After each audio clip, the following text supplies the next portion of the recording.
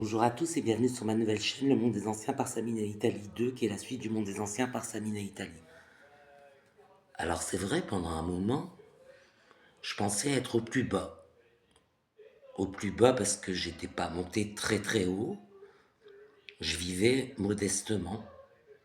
Et j'estimais, je disais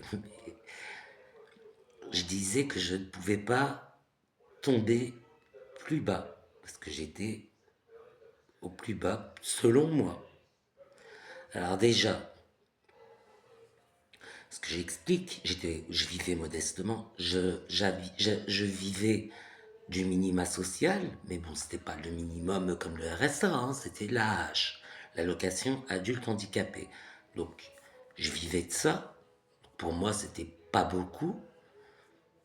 Et j'habitais un logement social. Il n'y avait pas deux pièces, il n'y avait qu'une seule grande pièce, c'était un type 1. Et d'après moi, je pouvais pas tomber plus bas. Alors déjà, j'ai pu tomber plus bas parce que le logement, je l'ai perdu. Et je n'étais pas au plus bas parce que j'ai vu des gens convoiter cette situation, non seulement parce qu'ils n'ont soit pas de logement, soit ils ont un revenu encore inférieur, et ils doivent rendre des comptes à Pôle emploi, enfin c'est la galère quoi, enfin, voilà. Donc je me suis aperçu que non seulement j'étais pas au plus bas, mais qu'en plus il y avait pire. Donc là, je me suis rendu compte qu'en fait, tout le monde attendait que je perde cette situation. Enfin, tout le monde, pas tout le monde, mais beaucoup de monde attendait que je perde cette situation pour mieux se réjouir de m'enfoncer à leur niveau, en fait. Alors, bien que j'ai perdu mon logement, effectivement, j'ai toujours l'allocation adulte handicapé. Je l'ai toujours, la hache, je la touche toujours. Donc, c'est une situation temporaire. J'ai trouvé refuge chez certaines personnes qui acceptent de m'accueillir. Bon, c'est pas tous les jours la fête, mais ça reste vivable pour l'instant. En attendant de trouver un logement à coordination thérapeutique, où là, j'aurai un veilleur de nuit, un gardien, quoi, et je serai accompagné, je ne serai pas isolé, pour éviter qu'une situation de la sorte se reproduise, quelqu'un qui me chasse de chez moi et qui refuse de partir. Voilà. C'est en partie, je dis bien en partie à cause de ça que j'ai perdu mon logement. Alors, il existe pire qu'une situation que je viens de décrire, minima social, logement social, il y a pire. Il y a des gens qui n'ont pas de logement, qui ont le RSA. Et encore, j'ai vu des gens ne même pas toucher le RSA. Parce qu'ils ne sont pas dans leurs papiers, ils ne font pas leurs papiers. Ça leur demande des efforts de faire les papiers. Ils n'ont jamais osé demander. Ou alors des gens qui sont recherchés en Belgique, qui viennent à Lille. Et bon, bah, ils n'ont pas les papiers français, donc ils n'ont jamais demandé l'AH, ou le RSA, pardon. Et voilà, ils n'ont toujours pas de situation, ils touchent toujours rien. Donc ces gens-là ne peuvent pas se payer un appartement, hein, forcément. Donc du coup, ils sont toujours dans une situation précaire. Et bah voilà. Donc je me suis aperçu qu'il existait pire que moi. Moi qui pensais ne pas pouvoir tomber plus bas, je me suis aperçu que déjà je pouvais.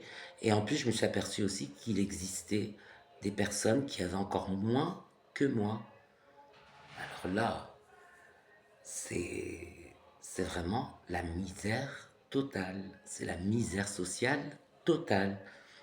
Si vous comparez une situation comme décrite là précédemment à quelqu'un qui est cadre ou qui est propriétaire, enfin,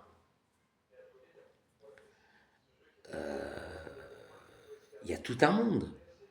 Voilà pourquoi l'immobilier flambe et pourquoi il y a une crise du logement aujourd'hui en France. C'est toutes les situations comme celle-là. Donc, Ça fait que quand on cherche un petit logement social tranquille pour être peinard, les demandes sont bloquées parce que tout est bouché. Il y a tellement de demandes que c'est bouché. Et en plus, elles sont pas toutes traitées. Il y a des demandes, il y a une certaine sélection. Bon, je connais plus ou moins les critères de sélection des bailleurs sociaux, mais voilà quoi. Donc ça explique, on est dans une crise grave. Et je ne sais pas si on va sortir vraiment de cette crise. On dit généralement après la pluie, le beau temps. Mais pour l'instant, on est dans cette crise. Et ça explique aussi pourquoi il y a autant de drogue à Lille notamment. Parce que Lille, c'est une plateforme tournante de la drogue. On n'est pas loin d'Amsterdam, on n'est pas loin de Londres, on n'est pas loin de Paris. Donc il y a du narcotourisme. Et pourquoi il y a autant de drogue? Parce que les gens, ils en ont marre de travailler pour des clopinettes et de ne pas pouvoir arrondir leur fin de mois tout en travaillant comme des malades. Ils ne peuvent pas arrondir leur fin de mois, ils en ont ras-le-bol. Donc ils tombent dans des consommations et après ils perdent tout et ils n'envient pas ceux qui vivent dans un logement, hein. Non, ils sont bien, ils n'ont pas de règles, ils sont en liberté, ils n'ont pas de loyer à payer, ils n'ont aucune facture, ils sont en liberté, ils sont tranquilles, ils sont très bien comme ça. Et bon, ça reste une situation assez précaire, mais c'est la vie qu'on voit tous les jours quand on se balade dans les rues d'une ville comme Lille, mais même à Paris, à Marseille, à Lyon.